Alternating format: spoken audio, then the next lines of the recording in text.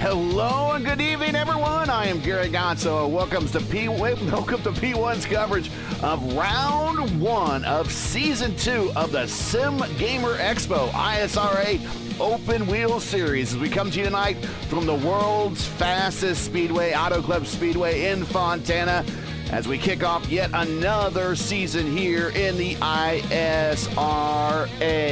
Joining me as always in the booth, again for another full season here of ISRA IndyCar action, open wheel action at its finest, is Luis Gonzalez Nunez. Luis, welcome back to Season 2. Season 2, once again, we are back Monday night. I think I told you today in the afternoon when I finished my job today at 6 p.m. I said ISRA have the best names to see so far for now. We have Christopher from the Lionheart coming to here. We have Rick Raybon. We have the champion Wendy. We have Murphy, and we have Nita Groot too. So it's gonna be excited how it's gonna be development around this season 2, and yeah, good to start it in the Fontana. Good place to start it, especially at night. I like Fontana at night. Nighttime is the right time for IndyCar racing all the time. Tonight's rule set, this is a 2-mile D-shaped oval. We're doing 130 laps, 260 race miles, unlimited tires this year, or this season, 100% fuel now, so no fuel limitations, one fast repair still, and a 55 mile per hour speed limit on pit road. We're getting ready to line up in here. Go racing. Let's get in tonight's starting lineup here momentarily here from Fontana. And we have a nice size field today. Wait till you see some of these names and the size of this grid. They've been doing a lot of recruiting in the off season. Yeah, we have amazing names to see around.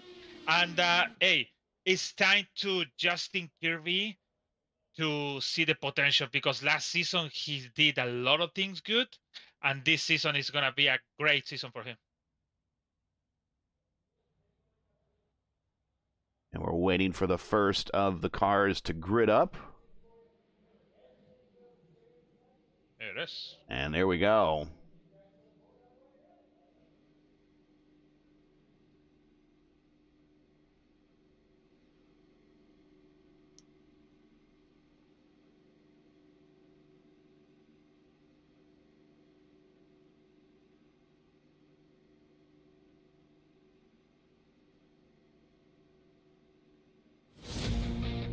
All right, here's our starting lineup here from California Speedway in Fontana.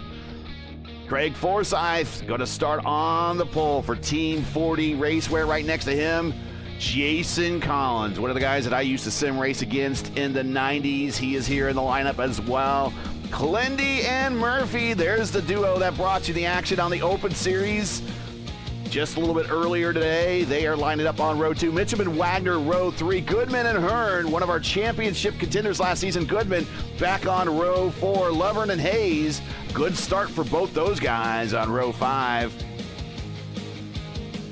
We got Rigney and Herrick on row 6. We got Rick Ravon. We're going to watch him back from row 7. And Irby, Stouffer and DeGroot, the two new guys on row 8. Greenlee and Gallas, row 9. Collins and Mark Amini. We got two Collins in the lineup. This is Jacob Collins, Rogue Racing, Clindy's teammate. And that is our start. Oh, there they go. Now we got Miller and Reagan, Ramsey and Ghosh, and Callisto and O'Donoghue from the AMA series. Kirby and Coker, they line up in row 14, and that is the tail end of the field. No speed for Callisto, O'Donoghue, Kirby, and Coker. They're going to try the worst to first challenge. 28 cars starting here tonight. It's a good restart, and it's good for us to see 28 cars with level over here in IRSA.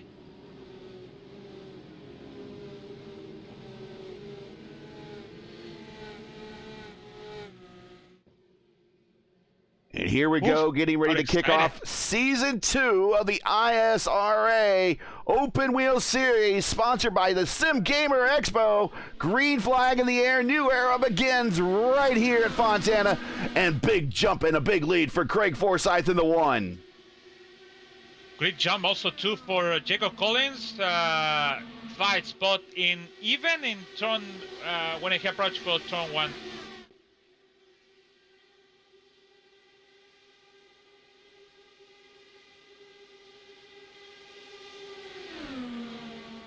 Three wide, going through 3 and 4 to the completion of the first lap.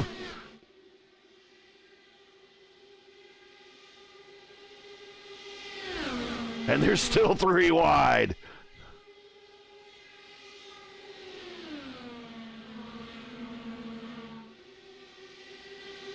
Two by two, the first 3 rows all lined up like it's the start of the race. In fact, we go back a little bit deeper. We're about 5 rows deep, 2 by 2, top 10.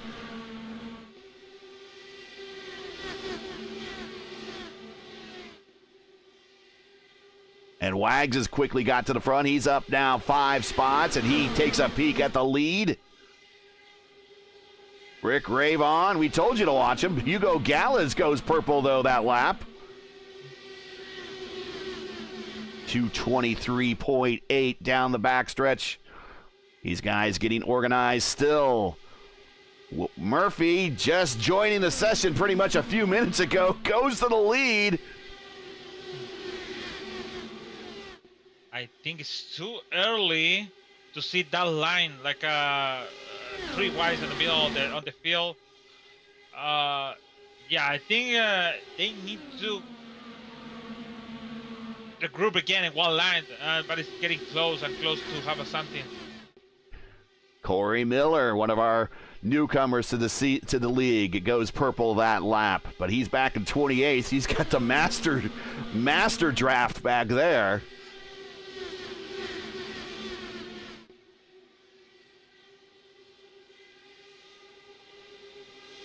They are 3 wide. We're about 8th spot back. Getting tight back there.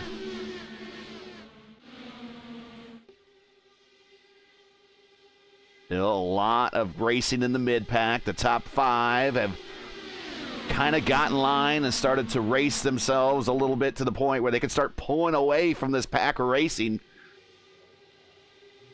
Joining that group now, Mason Mitchum.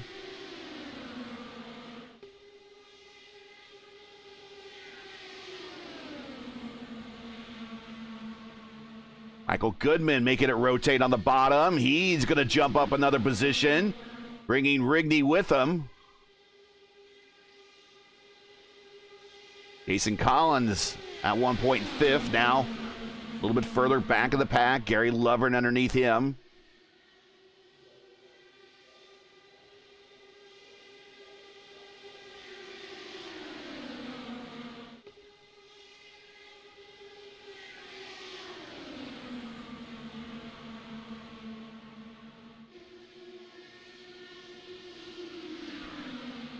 Up front it is Wags, Murphy, Forsyth. Wags and Murph are looks like they are working together, which they have done in the past.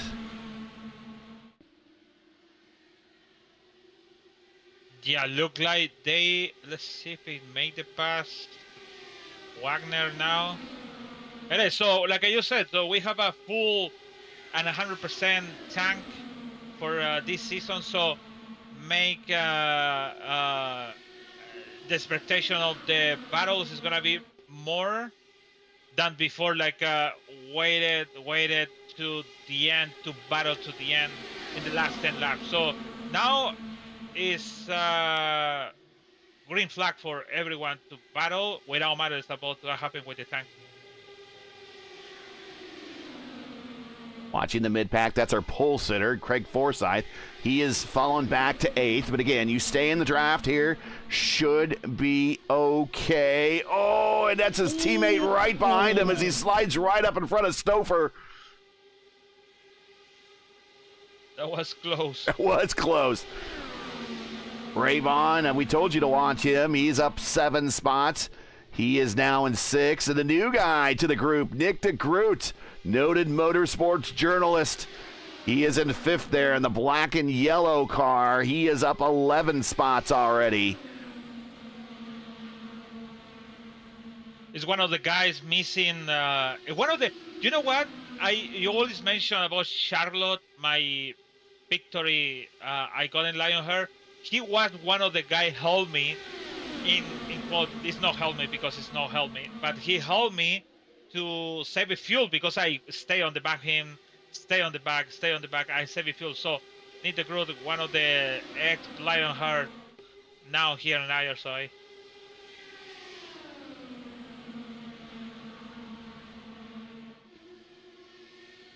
And Rigney and DeGroot side by side. Good run off the corner. They might get a bead on Murph for second here, as the whole lead pack has caught these leaders once again.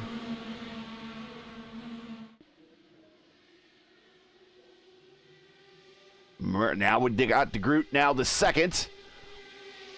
Wagner in 3rd, Rigney 4th, Ray Vaughn 5th, Goodman 6th, Stouffer 7th.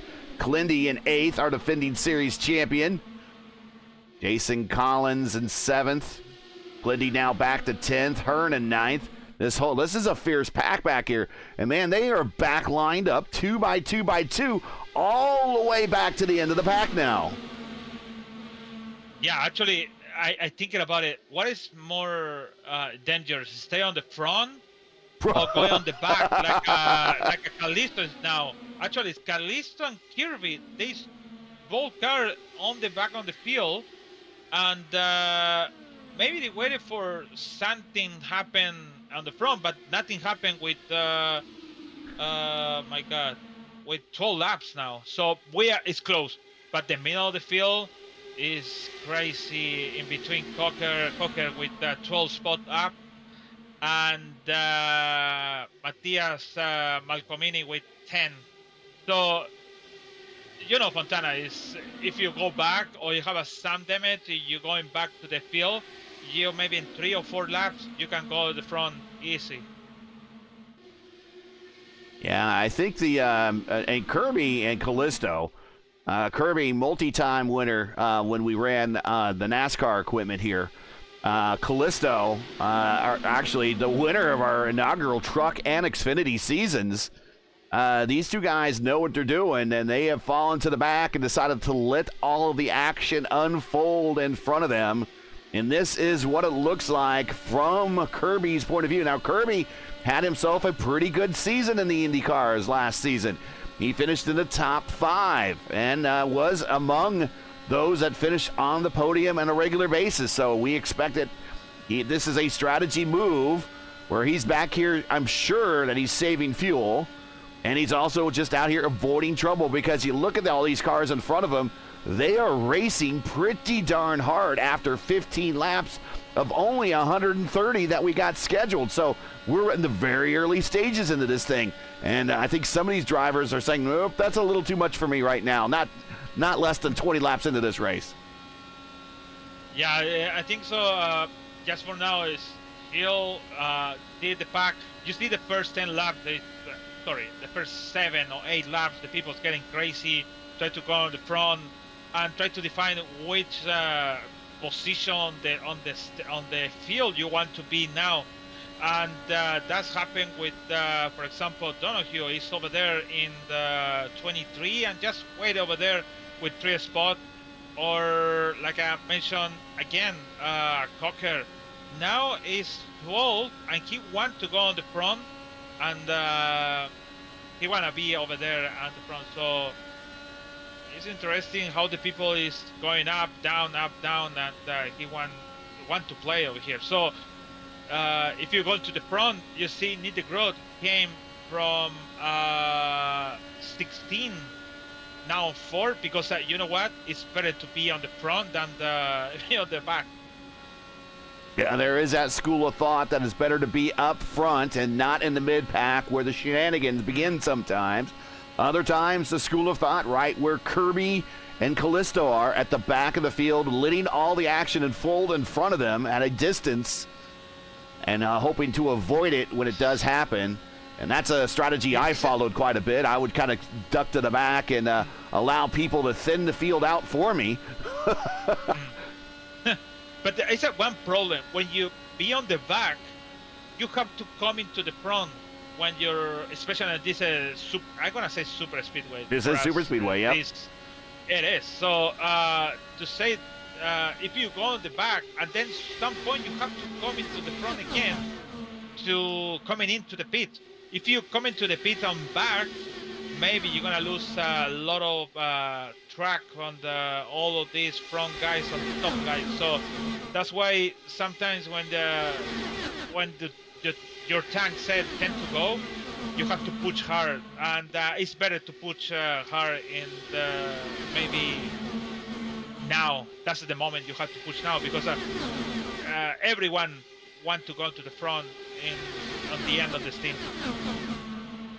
I think Michael Goodman and also is doing a little bit going to the back. He has pulled out a line, allowed a couple on cars on by, so he kind of is cycling to the back in close proximity to Jim Herrick there in the 40. Glendy is back with 16 down. And Glendy has gone to the back, our defending series champion, and actually on the cusp of another championship in the Votive Racing League. You can see that next Sunday in Indianapolis when he races in a battle with Edson Santos for the championship. Winner takes all there. And Glendy is floating to the back. Again, long as you're in the draft here, everything is good. You get out of the draft, and then you run into troubles. So Glendy's staying in the draft, still maximizing that fuel economy back there. But maybe he thought it was a little bit little hectic up front.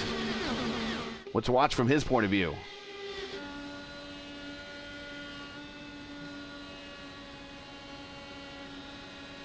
So, I gotta say something cocky, but it's not at the same time, because when these races is like this, in my case, when it's happened to me, in my case, especially with DW12,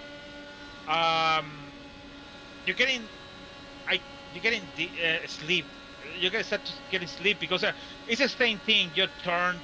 It's no variation in your driving. So when I do it, when it's nothing important, I go back, and I coming back to the front just to wake up myself, because turn for 20 laps and the same thing, and just follow. For example, Clendy, I coming for the Clendy. Follow Greenlee on the back. It's like okay, 23 laps do the same thing. It's no fun.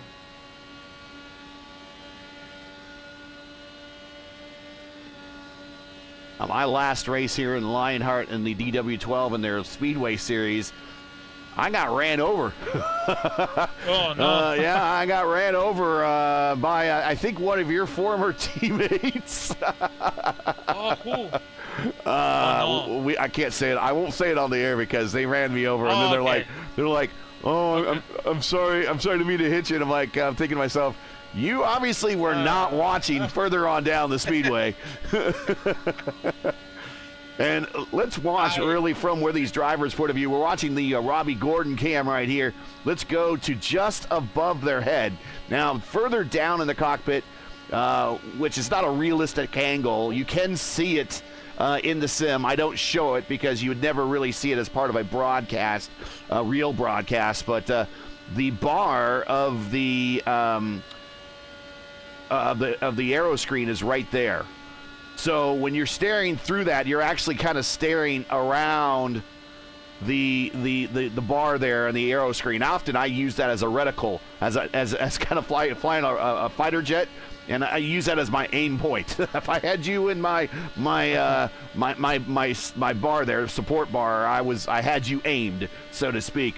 But they can't see very far in front, so you got to do your best to look far down the road. You can't just be looking at this car or even this car.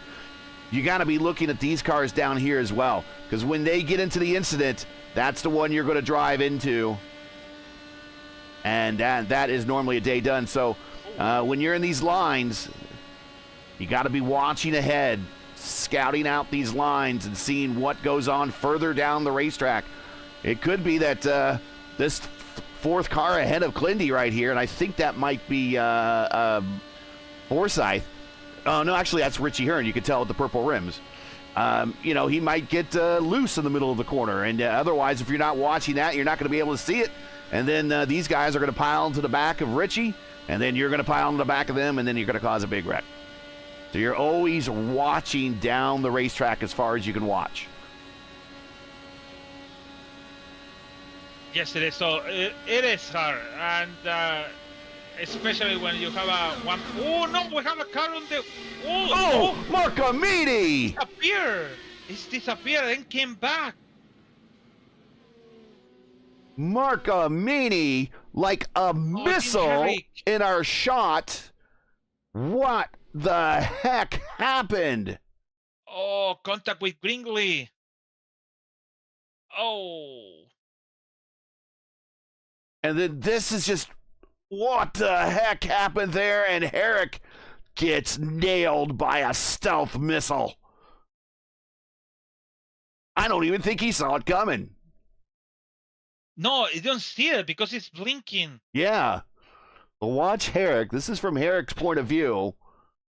And it's going to happen in front of him. Greenlee's going to hook Marcamini. You're going to see the car shoot to the inside here in just a second, right on the start-finish line. There it goes. And then, poof, gone. And then Herrick, boom. Oh, oh. Wait, but Greenlee contact with somebody else. Oh, with Reagan also too, but Reagan, I think is okay. What is the far right? Oh yeah. Oh. So iRacing forgive him because he lose something on the back on the wheel, on the back let me see, left back wheel. He lose the wheel. In my camera lose the wheel, and then the wheels came back. So it looked like he and Marcamini were going for the same level. Oh, how did everyone miss him as he came back up the racetrack? But he and Marcamini were going for the same piece of real estate at 220 miles an hour. And so Mitchum just, oh my God. Mason Mitchum, I don't know how he hit it, but even with the reaction, he moved the wheel to the left to try to avoid something, but the car is going too fast. Brian Irby have a black flag, I think so. Yeah, he is not sure what happened to him, but he stayed out with the pace car. And also Corey Miller in the Van Halen machine there, he stayed out as well to get some track position. He did not pit. So a very odd netcody laggy incident occurring here right about lap 30, and it's very close to when stops were going to happen. I don't understand why he have a black flag.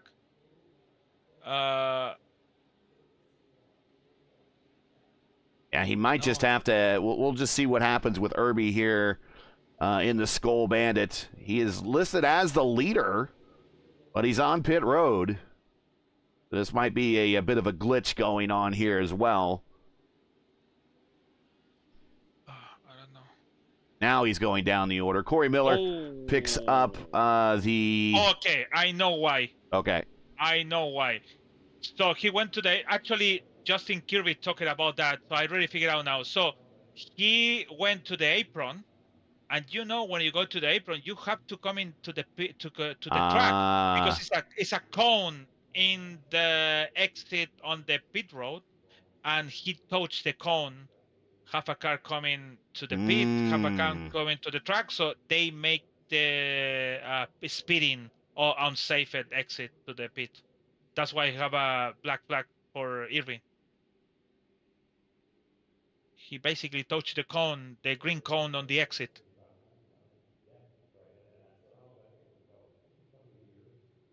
And watching Wagner as he's in the Rockwell-sponsored IndyCar.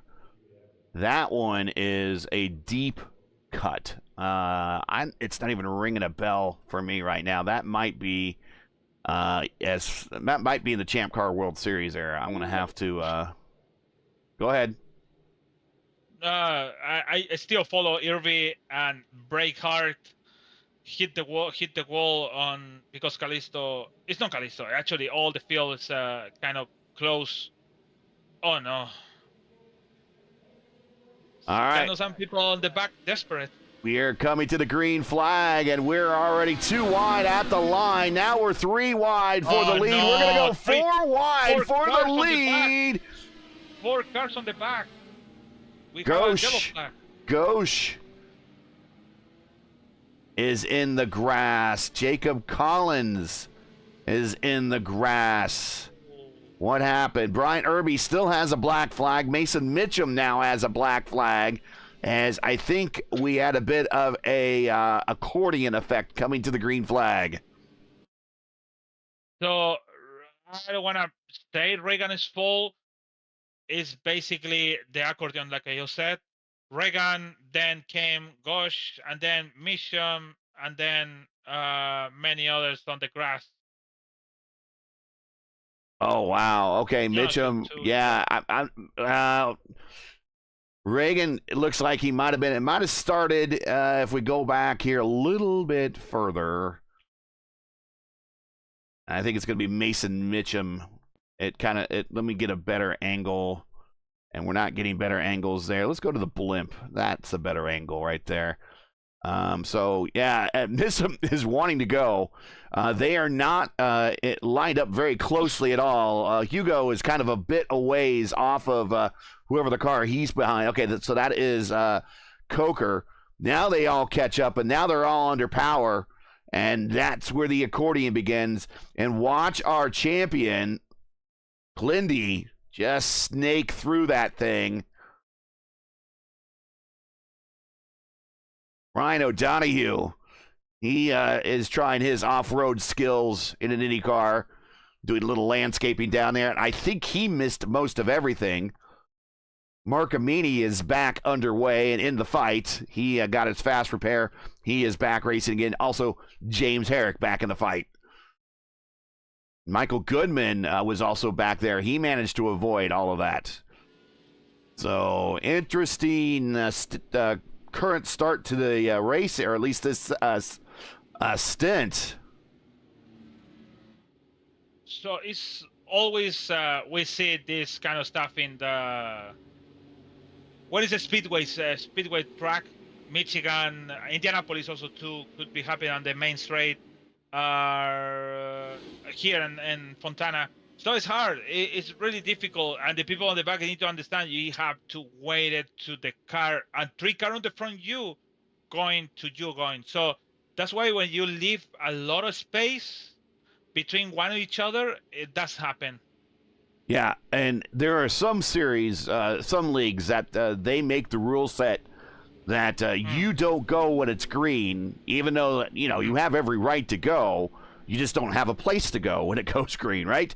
So you go when the car in front of you goes rather than when you go green. So that puts a lot of the onus on the car in front of you going at the right time.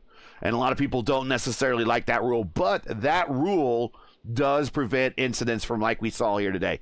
People need to pack the field up and make it a little bit closer. That's where the gaps start forming as we see Goodman coming to pit road. Wagner, Murphy, DeGroot, Rick Ray Vaughn, Chris Stouffer, your top 5. Checking in chat, we got our sponsor for today, and that is the X-Lionheart admin.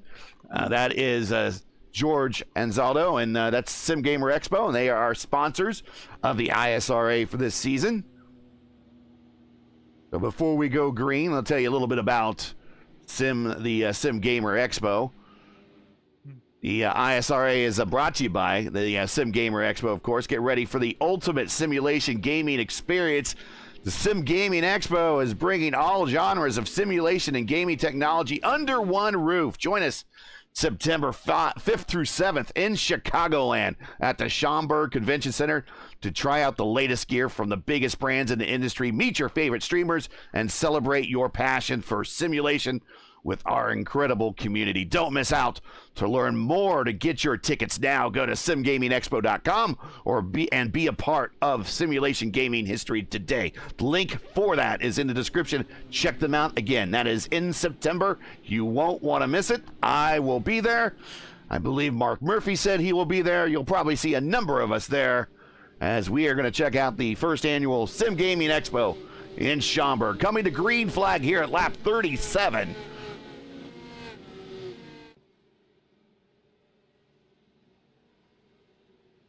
And Goodman with a black flag. I think he entered with the pit close. I'm not sure. To be honest, I'm not sure. And Mitchell is okay. It is okay. The restart for him is kind of. Whoa! They are all weird. They are all tied up in the back on this restart.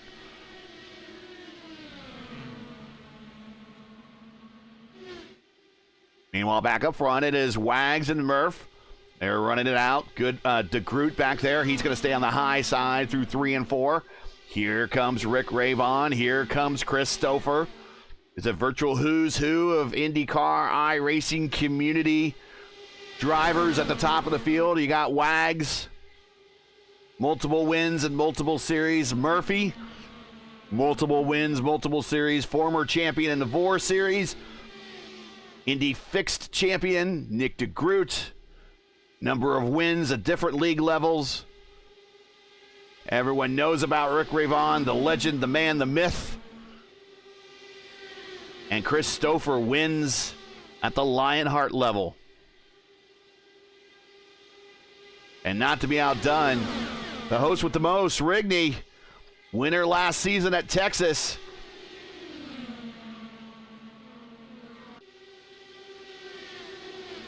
So the people that don't know, Nick DeGroot is one of the guys, even racing NASCAR, the guy beat the real drivers, like Carl Butch and others. It's the only one I have in my mind because I saw it long time ago. He have in the same server with Carl Butch. So it's kind of the guy was in the Lionheart and is now here, and is a big driver. It's not in the official series, but the guys have us things to show. So we will see. Murph, Wagner, DeGroot, Ravon, Stouffer, Jason Collins in 6th, Rigney 7th. Say hey, Lewis Hayes. He's that orange car on the high side, the orange P1 car. He is in 8th. Shane Coker in 9th, now up to 8th. And Gary Lovern in the Velocity Online Racing sponsored car. He is in 10th. But you could basically throw a blanket over the entire top 14 at the moment. 3 wide into the corners.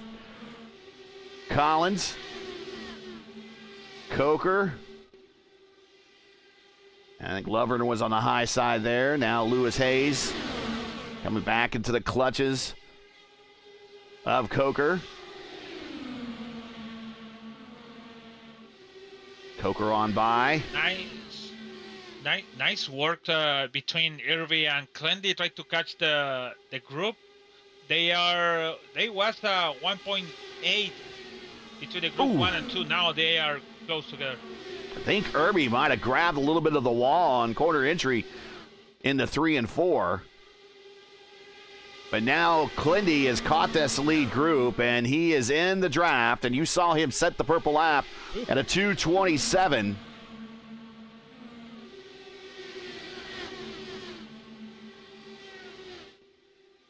This is the world's fastest speedway, the world's fastest ever recorded IndyCar lap. Official IndyCar lap was recorded here. Gilles de Ferran way back 25 years ago. in 2000. You hate to think that's where technology and speed met, was 25 years ago, but that's exactly where it has for the time being, until they find another track where they could go maybe 240 at.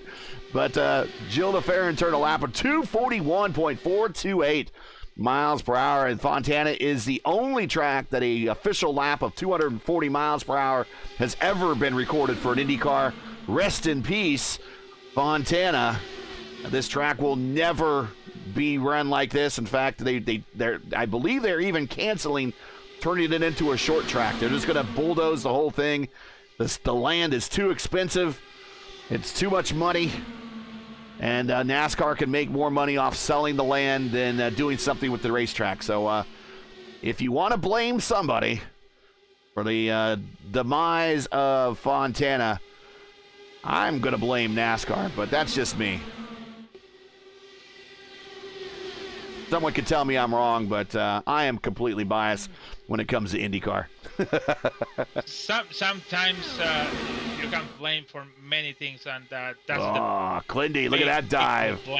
Yeah. Clindy is driven back up to the front from the back of the field. He pitted on lap 35. Everybody else around him pitted on lap 31, so he is using those fresher tires, slightly fresher tires, to his advantage. It's only 4 laps, but it matters here. The weather conditions, if we're speaking of weather, there it is, 76, so the track temp and the surface temp, the surface temp and the ambient temp is identical.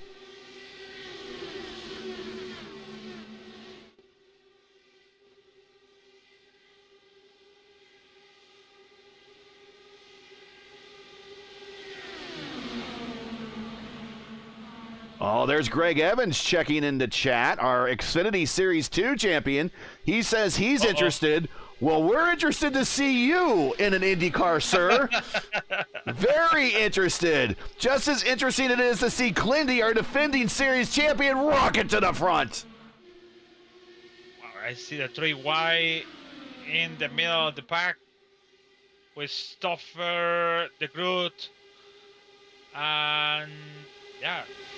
Now it's 2 wides again. But now it's 3 wide as Murph tries to shoot the middle. Jacob Collins up high in the plain white wrapper. Well, it's not as plain of a white wrapper as you look. When you get closer, they actually have a design on that car. And you can see it here maybe from this camera shot. There you see it. It is hidden. It is basically a white-on-white design. I like it. But that is his MO, the plain white wrapper for Jacob Collins, one of the top split regular performers that we see on Tuesday nights. And he's up front today with his teammate Clindy. He's in third. He's the wingman for Clindy. As Murph's a wingman. The closest guy he has is at 11, and that's Wagner in that blue and white car back in the 5th spot.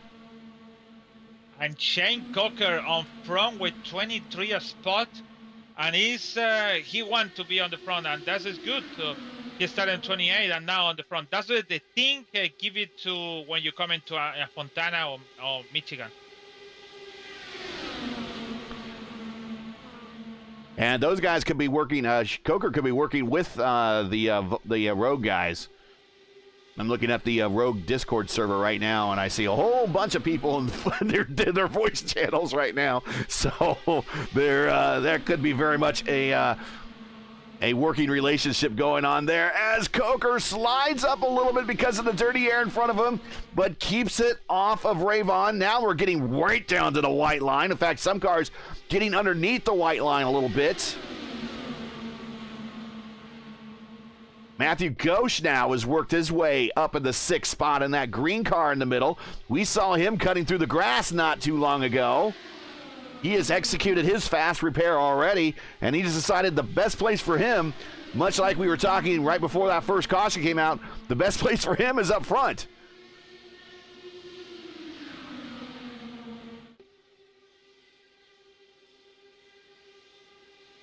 They just focus on all this smooth, especially Rick Raven there.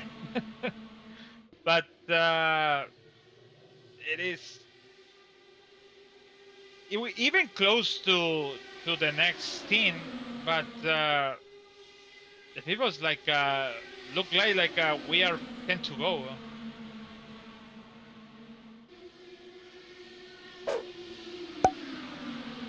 We're 3 wide off the corner. You know what is interesting? This is really interesting. You see that we saw last team, everybody used line 2, 3, 4 close to the wall. Now everyone use the first line, the IRL, like you mentioned, and basically use all the track. This is a wide race, or was a wide racetrack, is a wide racetrack. We're going to go 4 wide off the corner. Clinty, Wow. He is up against the wall, no place to go. Underneath him, well, Stouffer was making the move, and also we had Stouffer's teammate, Forsyth, was part of that foursome pairing coming off the corner. Oh, DeGroot grabs a little bit extra wheel. Gets squirrely there, but he's keeping it straight right now, and he sucks up right up to the bottom and to the back of Murphy's attenuator. Here's a good look out the back of a Murphy's car. We'll see as he goes to the white line. This is the IRL line. When I say the IRL line, the Indy Racing League line, when they used to come here. Oh, I think DeGroot gave a little room to whoever was on his outside. He dipped below the white line just a little bit. Oh no, oof, Galas almost on the wall.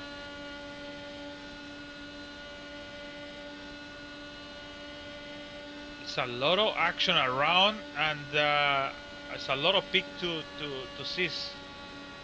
Oh, and Dirk Hearn clicked the apron, and all good for him. Apron bad. Here comes Rick Rivon. Here, Rick, get your screenshot right here, buddy. You don't want to clip the apron with all of this group around. No. You don't want any of that. No, not even on the front straight. Now they can use the apron coming to the green to the checkered flag, I believe, but they cannot use the apron anytime. And if they're forced down there, they got to get back up. They cannot improve positions. But the IRL line, when Indy Racing League came here, that was the fastest line because it was so tough to pass on the high side.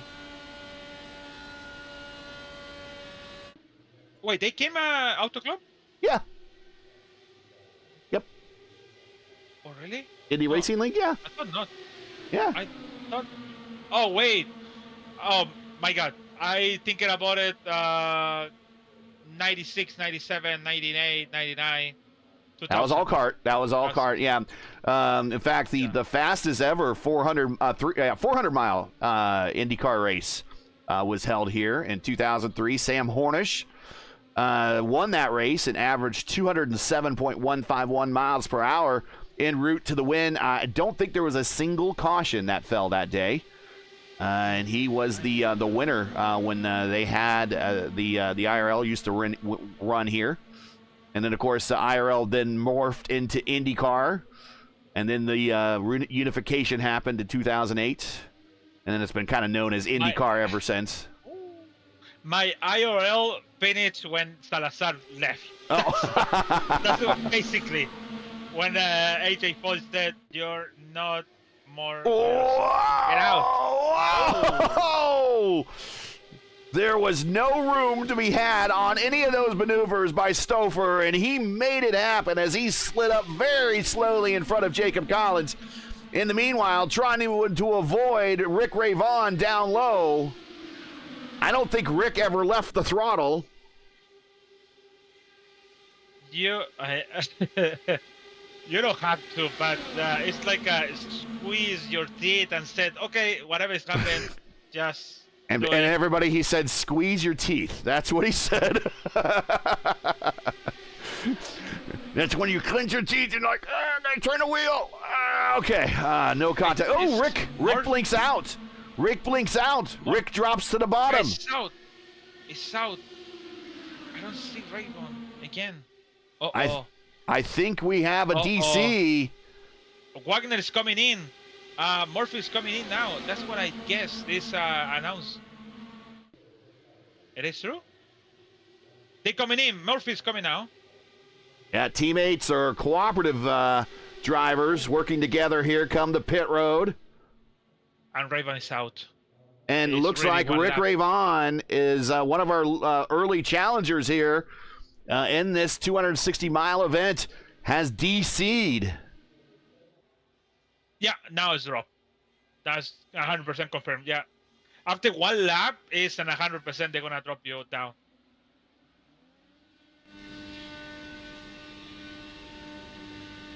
Here comes the field again, down the main straight. Murph and Wags are done. Stouffer is your leader. I do like that 4D car, the black and white with the day glow or with the fluorescent yellow. I like that. Racing him right there was Matthew Good. Good has had his adventuresome day, but he has worked his way up to the front. Clint is coming now. Glendy breaks off from the bottom, coming to pit road, needs to get down to that pit road speed limit by those cones.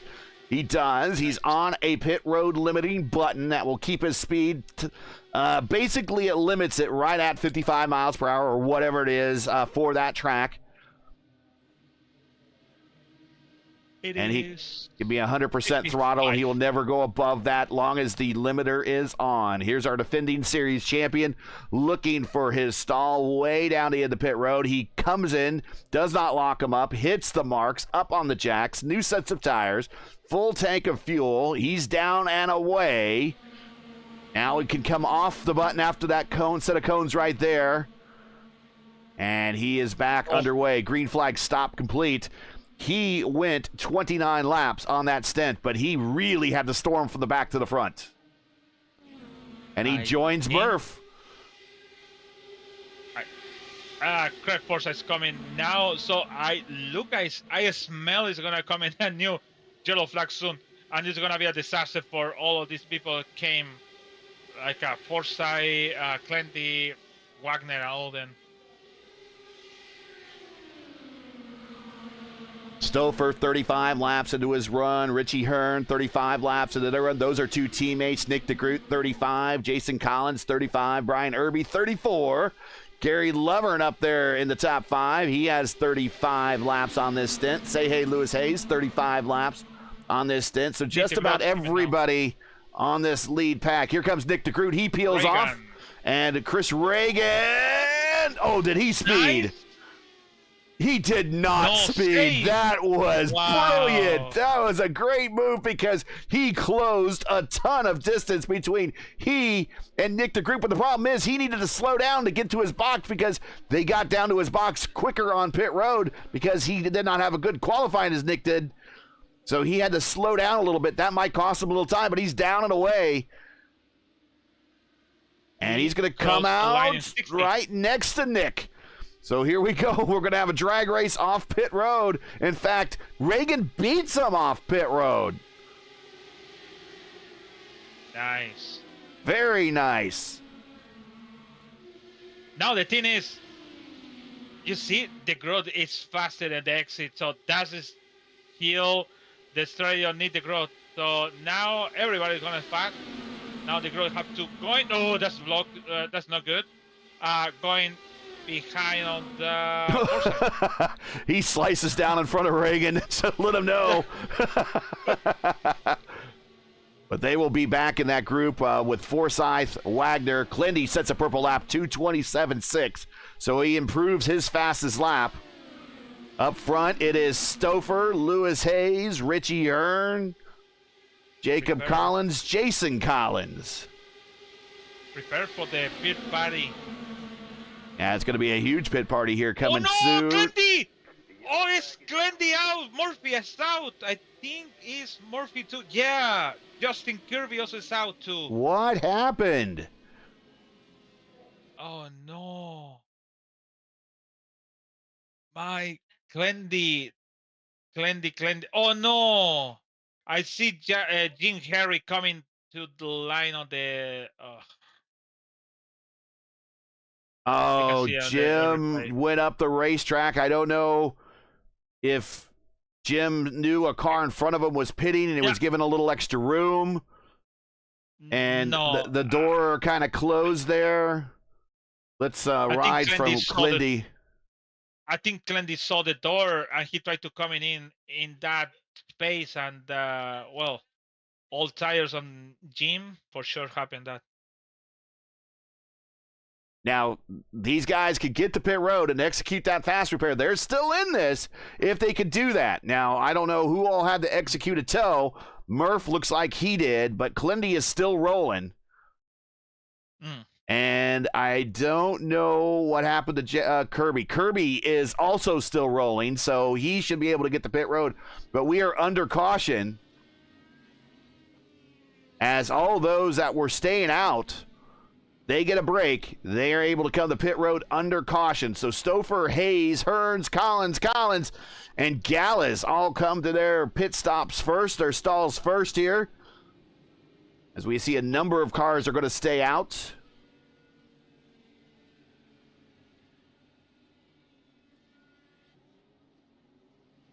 Oh, contact on pit road behind. That's Hugo Gallus and Shane Coker. Contact on pit road. Oh, no. Almost the 0-2 of O'Donoghue, I think. Is that the 0-2? Who is the 0-2? Oh, Brian Irby almost got caught up in that. He had to take some evasive action. Hugo Galas. Yeah. Okay, so I know the rule is when you exit the pit, you have to go to the left, to the right, and cross the line. But if you see a car in your right, you have to stay and side by side. So I think so. Galas. If I race control, I put the Galas EOL. Yeah, that he was not quite clear. Should have just stayed probably wide. But I don't know why Shane don't brake. Maybe you can brake. I don't know if Shane thought that maybe it was going to turn into a drag race off of pit road, and there was no reason to lit up a little bit, and that was part of it as well. I mean, Shane had his position established. Yeah.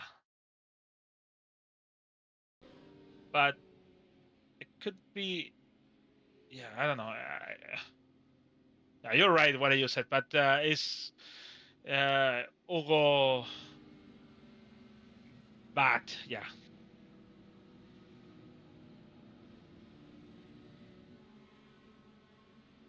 So they have a meatball flag, Hugo Galas. Yeah, meatball flags for Gallus and Clindy as well. I don't know why Coker don't have nothing. Yeah, because he stopped on pit road and got the fast repair. Nice. So Clindy's staying out till the last possible second. He's kind of a dangerous weapon out there right now. I think the cars behind him are like, "Where's this guy going?" It's like when you have this shelf in the Mario Kart. And just waiting for drop it. Doesn't look like the wheel. Well, I think Clindy will come to pit road now. I think we're getting ready to go green. I don't think it's nice to coming in because he's gonna make the cut. Well, this could make. He's gonna try to stay low, and with the traffic. And there is a possibility that the back of the field might have a passing under caution, but I think we're green. I think he did it. So he's going to come to pit road. But I don't understand. Why did you don't coming in the yellow flag? I don't know. I just wanted to hold on to his track position maybe, but we are back green. Oh, wow. There was a little bit further on back.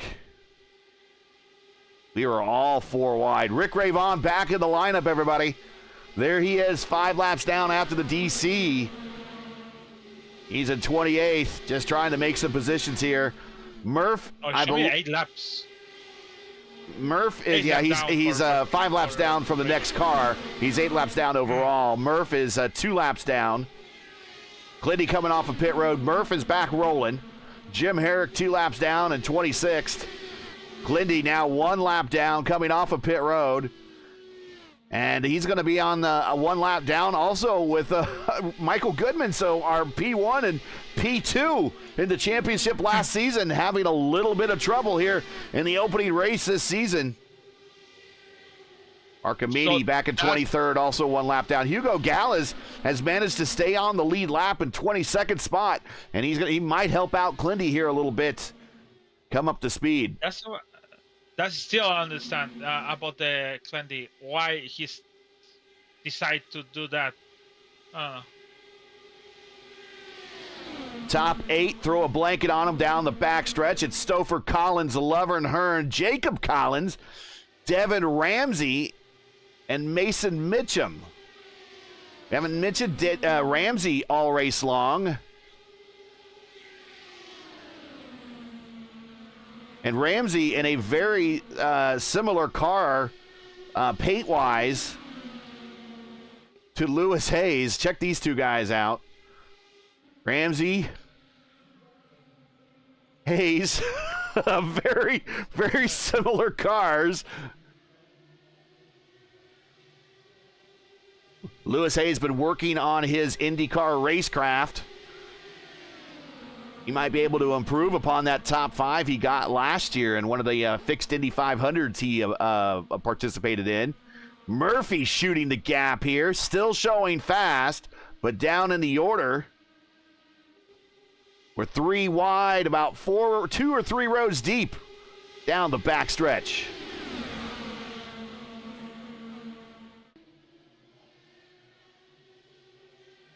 He alts. That's Irby. Grabs a little bit of the apron. Yeah. Careful. Oh, hold it. Just hold it. They have a black flag. And once you grab that apron and you get caught down there, that's what happens when you get half the car. And kind of watch this again. He gets down there and he gets back up. Then kind of goes down there again, and now the car is really dangerous because you got half of it on the banking and half on the flat portion on the apron, and it just unloads the car. And he did a good job at keeping it, but he goes inside the cone there, and that's what gets him the black flag. So he will answer that right now. But back up front, it is Stouffer, Collins, and now Gary Lovern in the picture.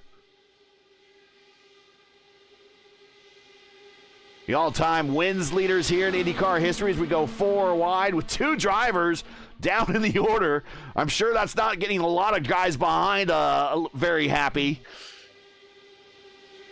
Sam Hornish, Jimmy Vasser, and Adrian Fernandez each have 2. With the notable of Fernandez, he had 1 in the Indy Racing League and 1 in kart, so he actually split wins here between the 2 series.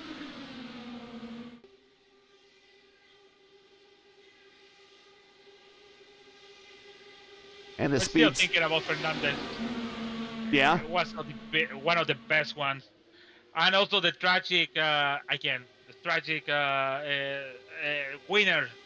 wins for Fernandez in the IndyCar. Wow. Oh, Glover on the high side of Murph.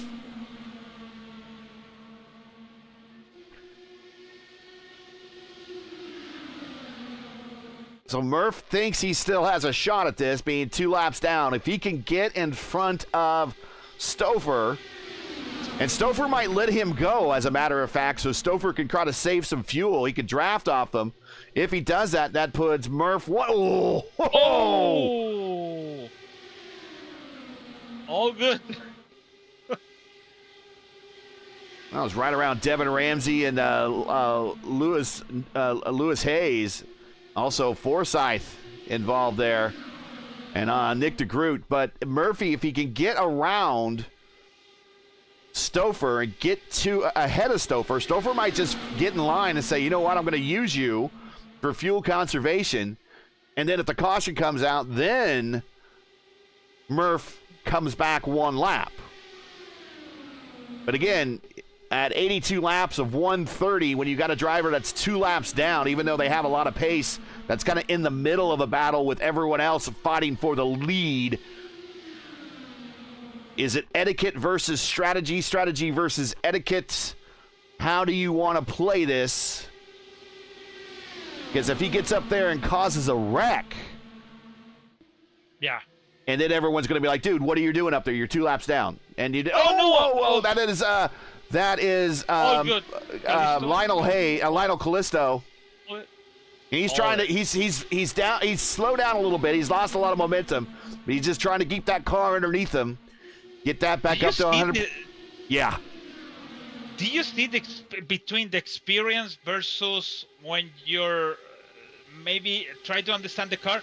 Yeah. Callisto hold the car in between the apron and the track. Yep. So Lionel has a lot of experience at the Lionheart level in the IndyCar. Knows what he's doing. He's the inaugural truck season and inaugural Xfinity season champion. And finished last season pretty strong. Who you remember the race when he have the white flag and have a disconnection for internet? Yeah, My that God, was in the just last lap. awful. Oh, Collins in the side of Gary Lover. Gosh, I can't get it out fast enough. It's happening so quickly here. Look at that Reagan for the high side. And Nick DeGroota's up there as well. Forsyth up on the high side as well. Forsyth's going to follow his teammate. Now he ducks back in the middle. 3 wide in the corner. Ghosh on the bottom. Give it to him the draft to try to coming back because he started to coming back again. And same thing for Rick Ravon. Rick obviously is plenty fast. He's not damaged. He just had a DC, but he's 8 laps down in the order. And he is in the middle of the action now. He is working with, that would be Jason Collins there in the Miller American. That was driven by, that is not Danny Sullivan's Miller American. That is actually Allenshire Sr.'s Miller American livery. He drove that before it went to Sullivan. Sullivan, I think, was still driving the Domino's Hot One at the time. I think we're talking 84 at the very least. So he's working with him. So he might be trying to help his teammate up there, or at least the associate that he's working with. If so, that's cool that he's playing wingman for his teammate up there. But again, when you're 8 laps down and you got a whole bunch of people racing for the lead around you, again, it's etiquette versus strategy. And sometimes you know this, Lewis. It's really hard when you know you have the pace to flip that switch in your head and say, okay, I got to shut it down. I'm not in the contention for the win. I got to let these people on by, even though I'm fast. Yeah, but in this condition on this track with all of this back and all of this draft, everybody is contended for win. And you see people like Ghosh or maybe Reagan. It's hard to see in the top when we're going to, for example, Las Vegas or Gateway or whatever is another track. We have a technique. Whoa. Ghosh goes up the racetrack. So wow. It is hard. It is hard to decide what should we do, and especially now. For example, we have a Callisto try to push on the front, and then you have this wall with Richard Hearn, with Raven, with Lover, Murphy over there, and stuff it. So we're riding with Ghosh right here, and let me illustrate kind of what he's facing down here on the bottom and why he's moving. He's kind of scooting up the racetrack a little bit here on corner exit. Think of this as a body of water that he's in right here, and these are boats in front of him, and the boats are giving off a wake. And in this wake, he can not get as much resistance from the water and move up closer to the car in front of him. But that's during the straight. But on the straight, on the turns, what's happening is that this wake is disrupting the airflow over these front wings. And then you see we're already jockeying for position right there. So he does not have as much front downforce as, say, some of these cars in front of him that have maybe cleaner air. So he has to turn his wheel more in that direction. And all the while he's turning the wheel in that direction, he's going up the racetrack, and that is called understeer. Whoa, whoa, he grabs the apron on a corner exit. Don't want to do that. He need to change the line. I think there's too many times when he clipped the apron, especially in straight. He need to change the line to maybe going some on the high line. Yeah, I would try to save the car. Yeah, I would try to get to that higher line. Right now, he's probably hearing in his ear, 3 wide, you're on the bottom. 4 wide, you're on the bottom. Yeah. Hold your line. And then he's also hearing, still there, still there, still there. So after a while, you're just like, come on, guys, get by me so I can get in line.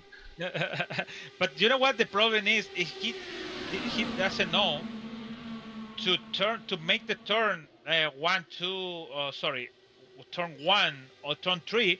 You have to at least come into the line 2 to make the turn. But he make the turn when inside. It's like now he started to. But look at that, the car is going up and then it's going down. So yeah, you're and this is what you're talking about. Lane 1. Oh, almost contact between Lovern and Hearn. You're talking about lane 1. So again, break out the Tillustrator here. The very bottom lane. This lane down here is lane 1. You can see the sealer stripes. There's lane 2, there's lane 3, lane 4, lane 5 up there.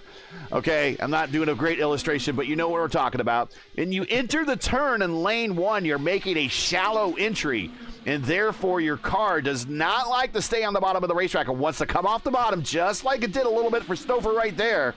He was able to catch it and keep it on the bottom.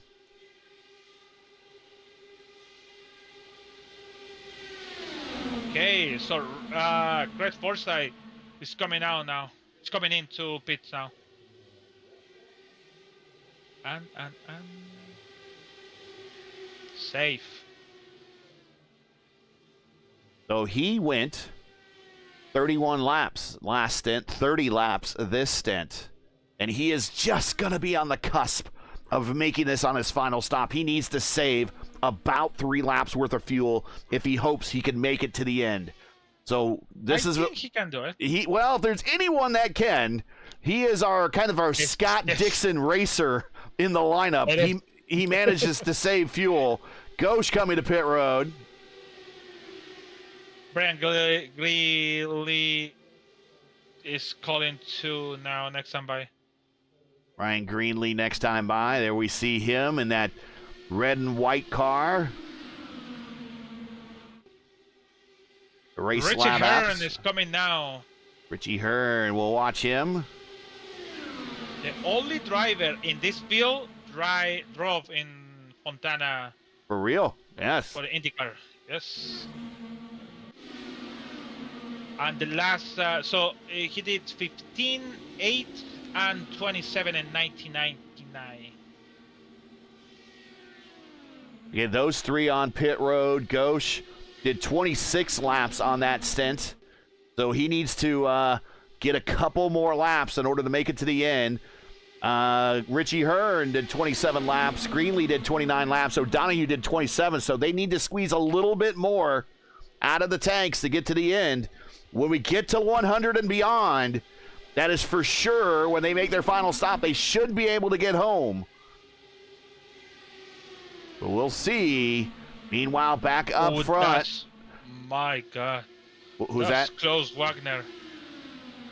That was, I think, I saw on the back. No, it was on the back on the car on the field. Yeah, it was close on Wagner and also Jacob Collins in turn 2. But nothing big. Ramsey and somebody else. Reagan coming to the pit. Yeah, more coming to pit road. This should be final stops now.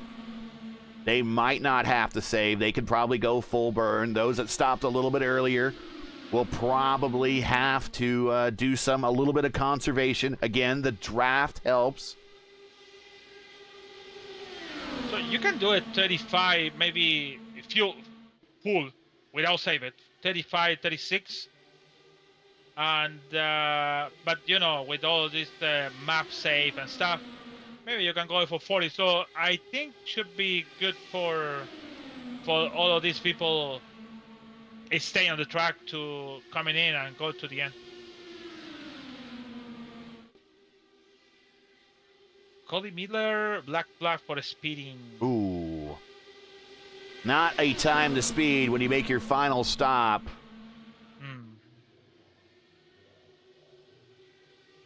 I believe this is Stouffer's first start in the series. So he'd be looking for his first win and his first start. We really haven't had that since Clindy did that in his first start at Homestead when we had kicked off the inaugural season of the Open Wheel Series. And Murph is keeping it up there. He's still 2 laps down. And again, it looks like the bottom line, because of conditions, I really think it's because of conditions. The bottom line is really OP here.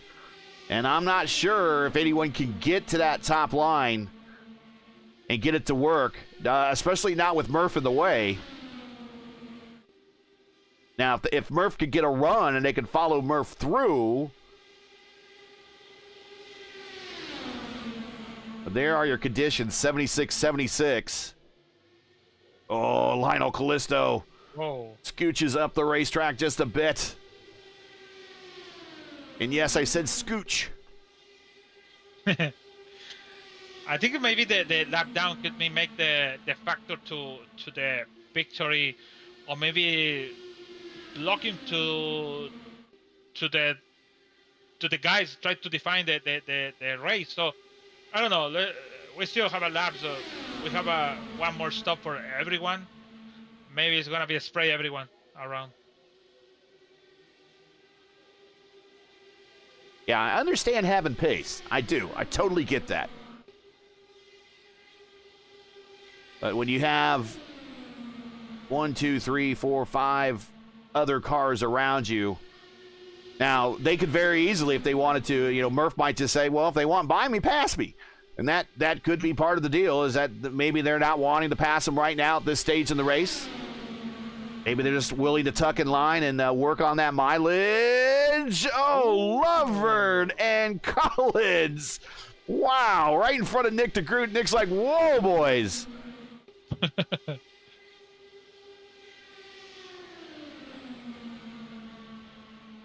Lewis. Murphy's there. Okay. Lewis Hayes. He's up in this battle now. He's on the high side. Meanwhile, behind him in a whole other group, they're 4 wide off of 2. They need to get organized. Also, this group still needs to stop. 36 laps for Stouffer, 36 for Hayes, 36 for Collins. The Groot at 40. I would expect the Groot anytime on pit road. Now, when these guys come to pit road, because they've gone further into this run, it's going to be a shorter fill. Remember, they don't need a full tank to get to the end like maybe some of those other drivers did. They just need a partial tank to get to the end. So it's going to be a shorter fill, shorter stop for a lot of these leaders. It's Stouffer coming now, next time by. And should be Hayes and Lovern. What a close to disaster. Boy, if somebody has a soundboard, if somebody has soundboard software, they need to capture that from when Lewis went. Look, here's Jacob Collins getting a big run on the high side. Move Jacob Collins up to third. But he touched the car and he drift. He made the drift and in turn 3. We're gonna go 3 wide for the lead. DeGroot on the bottom, Collins in the middle, Collins up top. Oh. And now it's Collins versus Collins, and they make contact. How did that not turn into something more fierce? And in the while, Lewis Hayes capitalizes and moves right onto the lead. Gary Lovern second, Jacob Collins third, Rigney in fourth, Lionel Callisto in fifth, and Lewis Hayes goes to the bottom. 20 laps to go. This content of Collins and Collins look like the imagine of the two Spider-Man pointing at each other. If somebody wants to make that meme and put it on the ISRA Discord with Collins and Collins pointing at each other in the Spider-Man meme, that would be hilarious. Lewis Hayes, your leader. Jacob Collins in second. Justin Kirby now in third and fourth with Rigney. Kirby very good at saving fuel. But I don't think these guys can go to the end. They need to stop. All these guys 40 laps in. Here comes another one peeling off. There's Jacob Collins making his final stop. So this last group is Hayes, Kirby, Rigney, and Callisto. They've gone the longest. They are now well into their 40s. Not age. Rigney will probably take offense to that. But we're talking laps. We're talking laps. Rigney's coming now. Now, Rigney will probably tell me after the show that, Lewis is older than me. So, interesting. So, Nick de Groot is leading this group. Means is little that now is Clendy. Well, Clendy is okay. But I think Nick de Groot is lead on the group. Matthew Ghosh. Matthew maybe is the lead is the group, so it is this group is the main one. Sorry.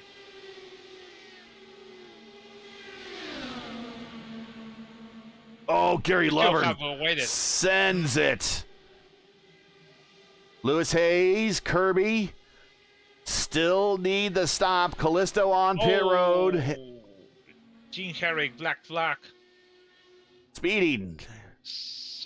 So he will get a 40-second hold. 17 to go. Kirby and Hayes still have to stop one more time. Hayes might be coming in.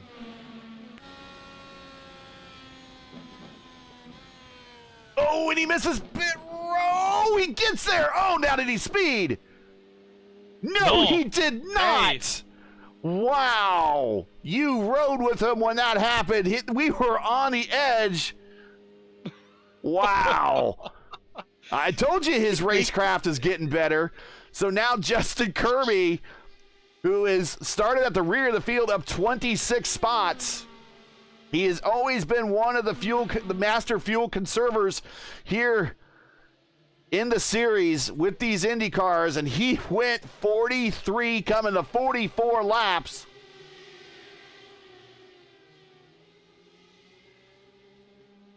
Hayes coming off of pit road. Now Hayes is still ahead of Stouffer, but there they go. And when this shakes out, it's going to be Stouffer.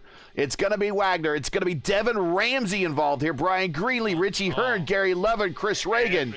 Everyone, my God, everyone is in there now. Now we are business. So now it's 15 to go with everyone doing all of this stuff like Lovenet over there. Everybody's nervous, 4 wide around, so it's going to be excited. Well, here we go, guys. And once again, if you're just joining us, you're watching P1's coverage of round 1 of 14 of the Sim Gamer Expo ISRA Open Wheel Series, coming to you from Auto Club Speedway in Fontana. We're currently Chris Stouffer leads with 15 to go here at the former 2 Mile Oval in Fontana. Make sure to smash the like button, subscribe to the channel so you don't miss out on the next race. The next race for us tomorrow night, IndyCar Oval Series at Nashville. Not as exciting as this one.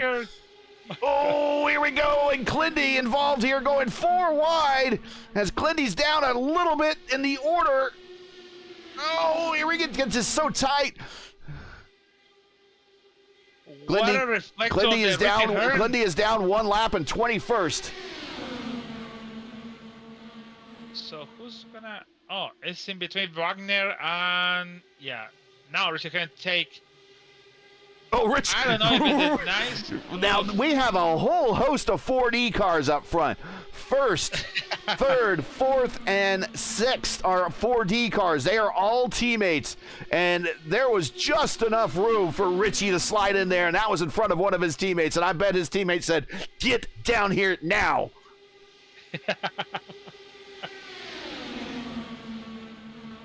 It's not very often you get to tell a driver that finished third in the Indy 500, in the real Indy 500, to get down here now. fill the hole. I'm giving you room. 3 wide for the lead. Up top, it is Forsyth. In the middle, it is Wagner. Down low, it is Stouffer. 12 to go.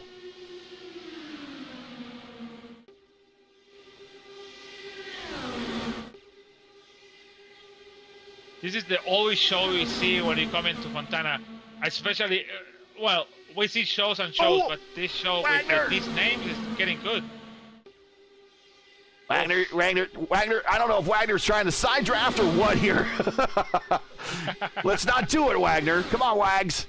Oh, Clindy in the wall in 1 and 2 in the entry of 1, so he is staying up high, and I think he's just letting the traffic go now. So he has accepted his fate with about 11 laps to go.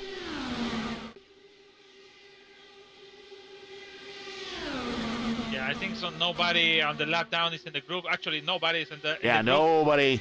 Yes. Nobody's that a lap down. This is you could throw a blanket on them all the way back to Lewis Hayes, actually. That last car in line right there. That is the top 17, guys. Everybody watch. That is 17 cars in your picture for a shot for the lead with 10 to go here at Fontana.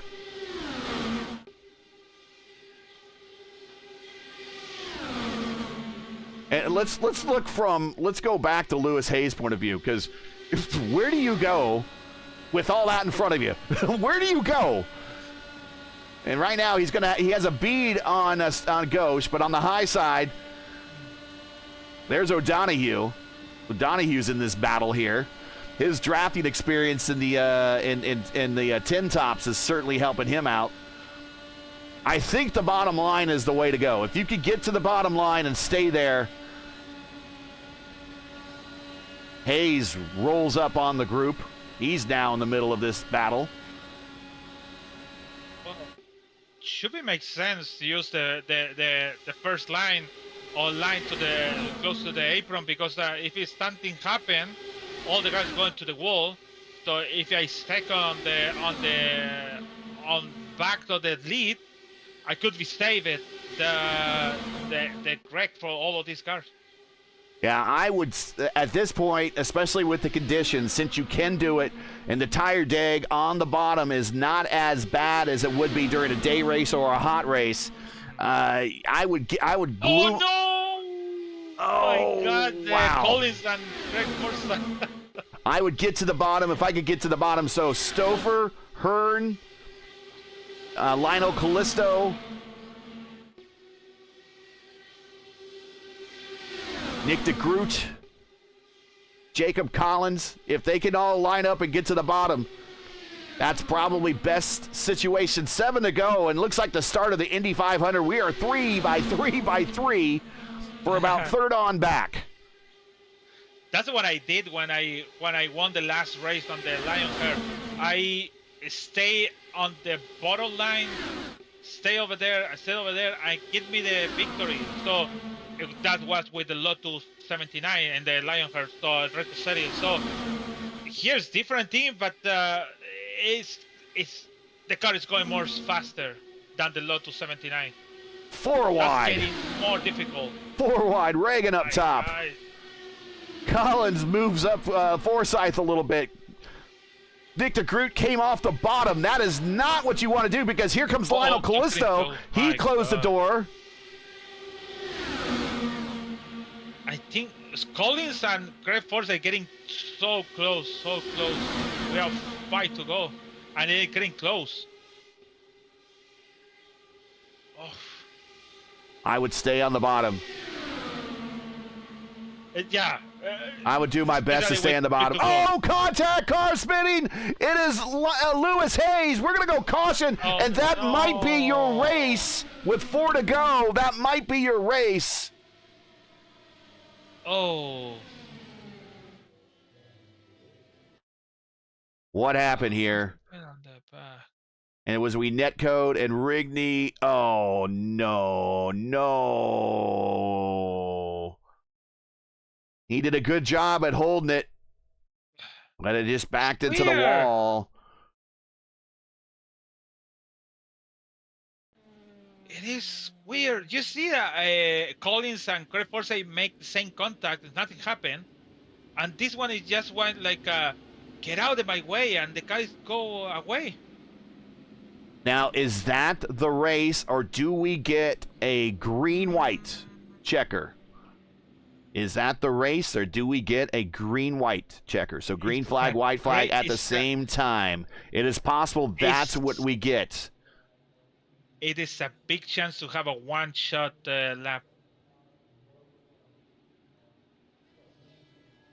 Maybe and, one. And I'm hearing cars burning off fuel. Yeah, Wagner is. So he thinks we're going to go green with one to go. Yeah, I think so. We have one, but we have to wait for the next standby. Well, we got some time here, and we want to thank again Sim Gamer Expo for sponsoring the ISRA Open Wheel Series. Get ready for the ultimate simulation gaming experience. The Sim Gaming Expo is bringing all genres of simulation and gaming technology under one roof. Join us September 5th through 7th. That's the weekend in Chicagoland at the Schaumburg Convention Center to try out the latest gear from the biggest brands in the industry. Meet your favorite streamers. There's going to be a ton of them there. Celebrate your passion for simulation with our incredible community. Don't miss out. To learn more or to get your tickets now, go to simgamingexpo.com and be a part of simulation gaming history today. Link is in the description. Yours truly will be there. We might actually call a race. I don't know if we'll call in a race. We'll figure that out. But we will be there, either partaking in part of the festivities or being part of the festivities. One way or another, we're going to have fun. I know we're going to have fun. Up in Schaumburg, it's about 3 hours away from me here in Indianapolis. You should definitely check that out. Go to Sim Gamer Expo. I have a ton of social media links. Make sure you follow them. And we want to thank them for being the sponsors for the ISRA Open Wheel Series here for Season 2. We are with our leader right now as we are over his head on his camera. And we're going to see if lights go out on the pace car. My friends, we have... Boom! There it is. There it is. Oh, we're going to delayed green! No, it's over! No, it's over! Delayed green, the race is over. Oh. What happened? I think iRacing give it a short. I don't know. Maybe race control can make it. Maybe race control can do it. That is a race control call. That is not no, it was iRacing call. Was it an iRacing call? What was happening? Just not enough. Everyone not lined up right, or what? No, it just I don't know. To be honest, something with iRacing stuff. So I don't know. Everybody got surprised also too, because everybody see on the screen next time by we have a green, but iRacing decide to not. But race control can do that move, but I think I have never, and anybody in chat, if you have ever heard of this, let me know. I have never heard of iRacing control extending a caution. I always thought that was human intervention that required that. I could be wrong, and let me know if I am, but I have never heard of that. Is a first for me.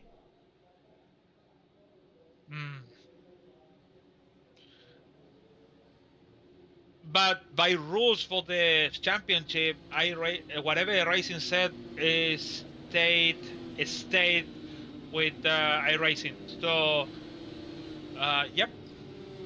Well, that is the race, folks, and that's how IndyCar racing is done. There are no gimmicks, no green-white checker, no artificial finishes. We're racing to 260 miles and only 260 miles, 130 laps here tonight, and we are done. The next time by your winner, Chris Stouffer, gets the win.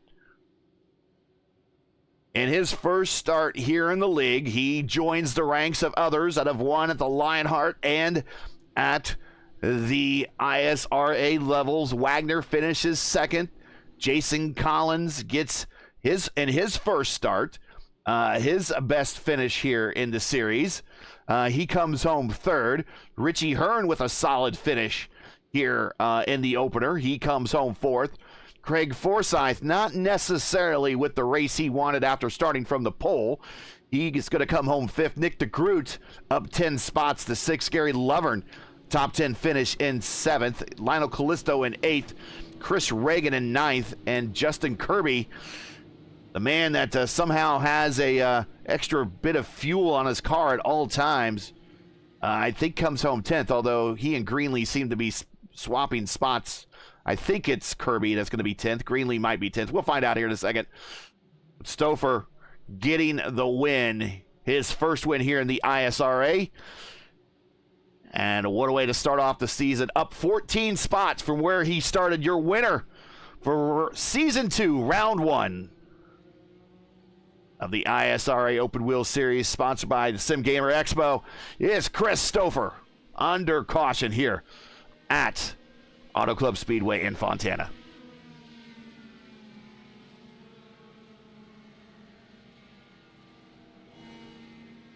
To be honest, great job for everyone. Great job. Great race. Chris Reagan with 16 incidents. So thinking about how intense is and that track with all of them hit each other. It's right. He did have 16. Justin Kirby had 12. I mean, this is a non-contact sport, fellas. This is not football.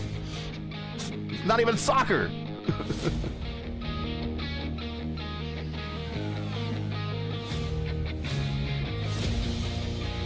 Chris Stouffer with the win.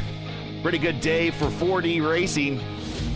4D Raceware covers positions 1, 4, 5, and 9 in the top 10.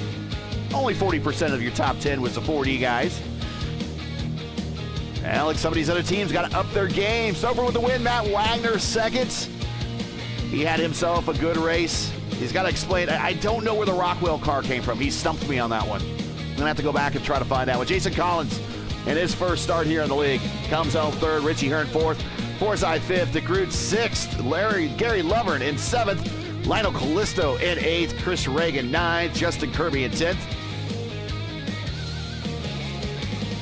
There's Greenlee in 11th. Rigney, the host with the most, in 12th. Ramsey in 13th. Ghosh in 14th. Collins in 15th. Ryan O'Donohue, the NASCAR 10 top guy. Well, he survived the 16th. Probably got more up there when he would have finished this thing under green. He did himself a good job. Hugo Gallus 17th. Mason Mitchum 18th. Coker 19th. Lewis Hayes in 20th. That finish is not indicative of the day he had.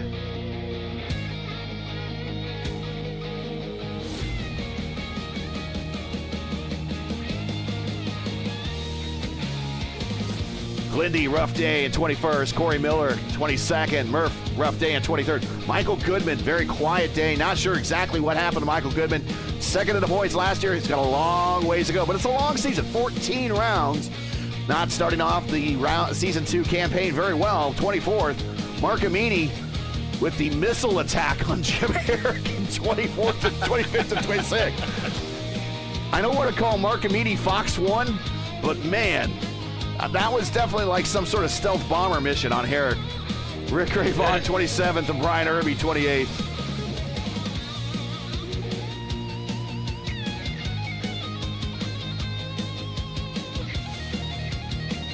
So in 1 hour and 25 minutes, Christopher from 15 to 1, he won the race. So because Stouffer won the race, I'm gonna give you Callisto 17 spot, the driver of the day. Fair enough. Yeah, it can't be the driver of the day and get the win. You got to share the love, right? No, it's have to. The consolation cannot be two.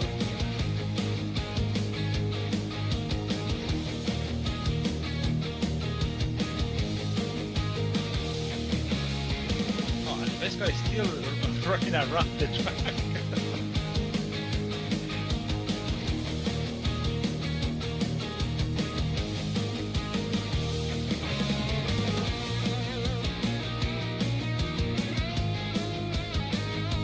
Actually, Stoffer leads 62 laps. Yeah, the bottom line, with the way the conditions were, the bottom line really was OP, really. I would say if they come back, although I always say IndyCar, nighttime is the right time for IndyCar. It needs to be dark and hot. It can't be dark and cool. It's got to be dark and hot. That's where the real good racing will come in. But day races here are insane. If you've never seen a day race here on the sim, yeah, on the bottom, you cannot hold all the traffic off. The high line actually comes in.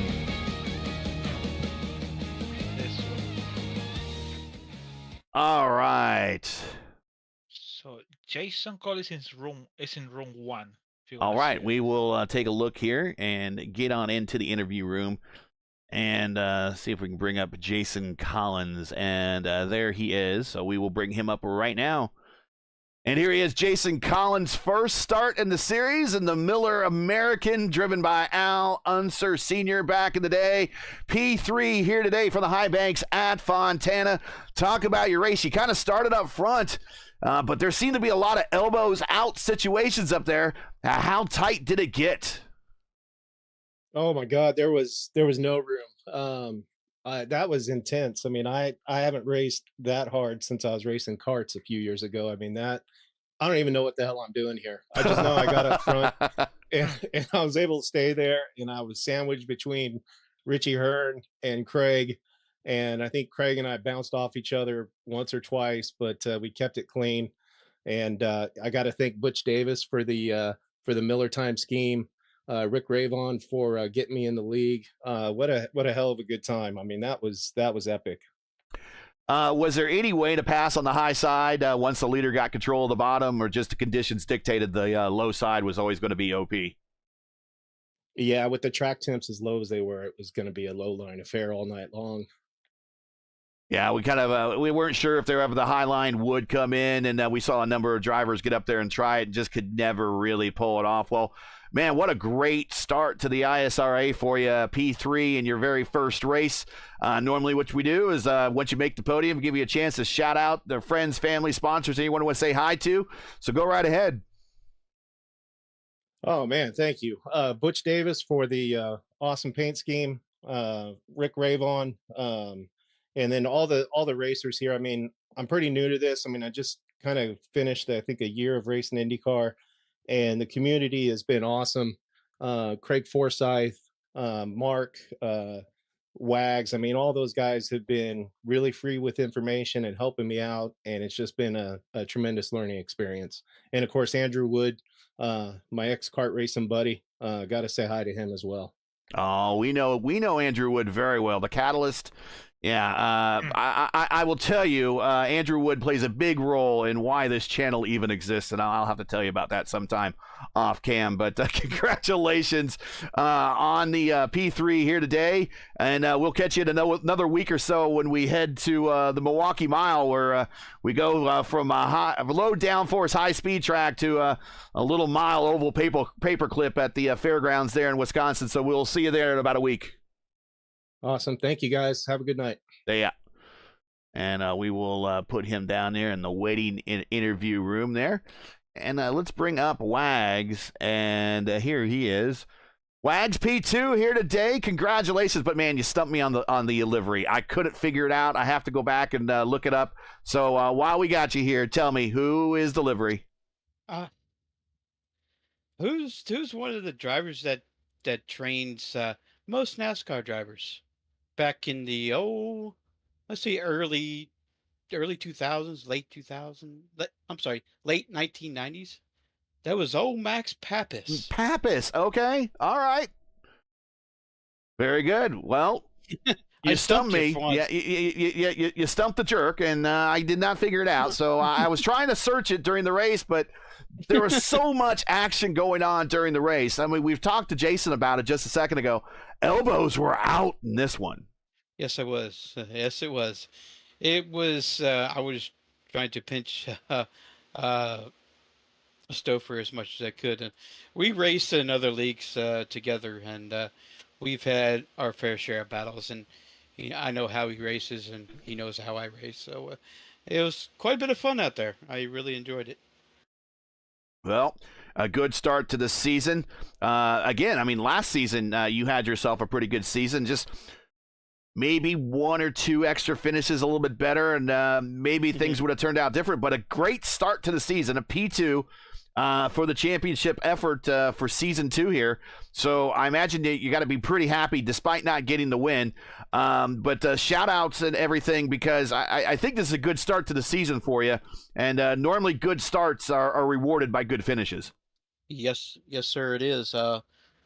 I came into this race come really really point focused, and I looked at my results from last season. There, the first race I had, it was a 12th place finish at Homestead, and it was like, man, I say, Matt, you can't be doing finishes like this. Hello, Kitty. Sorry, I have a little visitor. So it really boils down to being consistent and staying up front the whole entire time, and that road course on the schedule is going to probably be the difference maker for some of these drivers who've been, mostly up front and on the oval side. And I'm really looking forward to the road course, actually. Have a little bit of fun. Shout outs, friends, families, sponsors, anyone you want to say hi to before we let you go? Oh, yeah. I'd like to thank Lionel Callisto and Mark Murphy. I love running with those guys. Been running with Callisto since day one in the ISRA. He's taught me a lot on the stock cars, but doing fairly decent in those. But of course, IndyCar is my bread and butter. So shout out to them. Shout out to you guys in the broadcast, and we'll take P2 and we'll move forward, and hopefully more good finishes, and hopefully we'll talk to you soon. Still the only driver in ISRA history, I think, to get a dub in the stock cars and the Indy cars, and a P2 here today to start the season. Congratulations. We will catch you at the next one when we go to Milwaukee here in about a week. All right, buddy. Take care. Yeah. And there is the schedule, as he mentioned, the schedule. And the key thing here, and we'll bring up the telestrator one more time, is this race right here, June 2nd, Road America. That is the real wild card race of the season. We're going to see some fun races at Chicagoland and Kentucky, where it's going to be kind of drafting. Of course, we had a great race at Indianapolis to end last season. That will be in the middle of the season. We're going to return back to Homestead, where it's going to be it's going to be an evening race, or at least the start's going to start at sunset and go into the night. That will be a good race. Of course, we're back to the sister track July 14th at Michigan to Fontana. That will be a good one.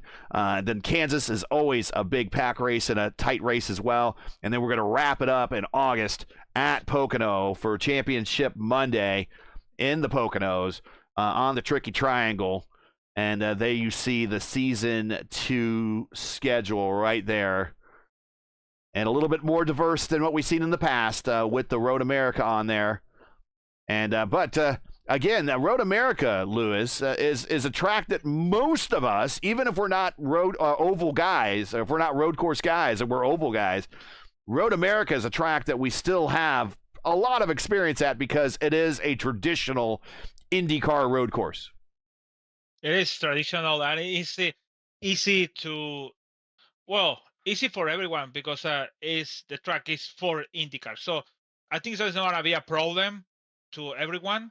But maybe could be next season, if it's IndyCar next season, to add Portland to make maybe into the maybe Champ Car or car schedule in that time. So Road America is pretty good for approach for the maybe next season, to see maybe one more road or the same road, actually. All right, let's bring up Chris Stouffer here. Chris Stouffer joining us in the booth. Not a bad start to the ISRA career, 1 for 1. And you're also one of the few to have a win at the ISRA level and the Lionheart level. Win here today at Fontana.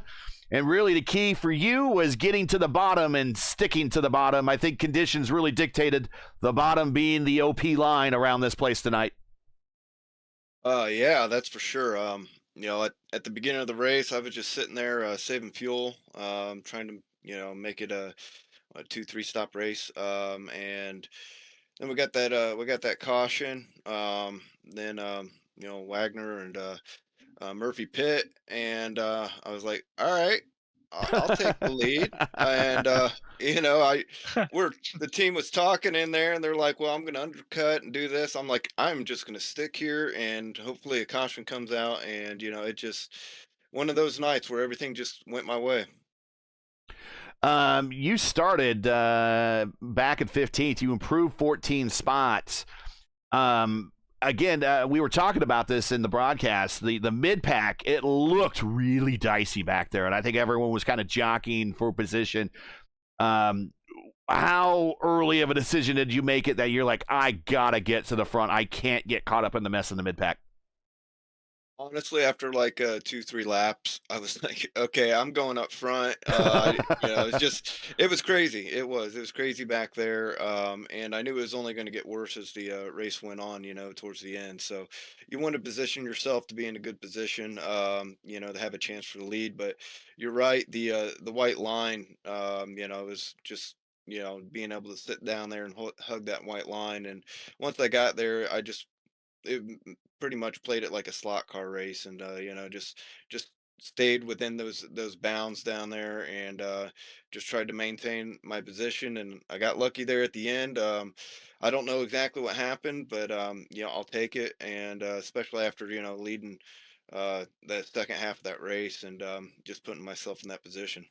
Well, let's talk about that. I mean, you mentally are now preparing with taking the caution with 4 to go. You're mentally preparing. Okay, I'm going to probably have a green white checker on this one. Now we're going to do a green and white at the same time, and then coming around to take that notification that okay, you're going to be taking the restart next time for the final time, and then all of a sudden it's closed off. It says we're not doing it now. We're finishing the race as is.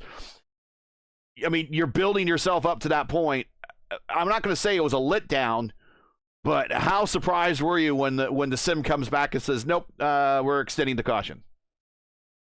Uh, Of course, it wasn't a letdown for me. And yeah, I was running all the scenarios through my head. I knew what I was going to have to do to maintain the lead, and I was preparing myself for that. I won't give anything away because I know Wags would like to have raced it out for sure. But yeah, at the same time, when that came out, I mean, I was just like, oh, okay, thank you, iRacing, thank you.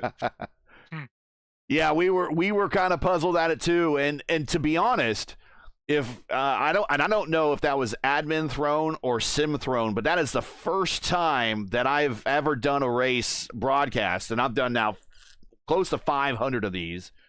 And of course I've been in a number of races myself. That's the first time the sim has ever said, no, we're going to do one extra lap. I don't ever remember the sim ever saying that automatically. So that was kind of odd to me, but I mean, a big relief to you getting the win here, not having to do a green white checker, because you're kind of a sitting duck on a restart sometimes. But even though you were controlling the bottom line, my last question to you before we give you a shout out too is that there was a portion of the race where Murph was a couple of laps down, and he was kind of racing you pretty good to try to get back at least at one lap down.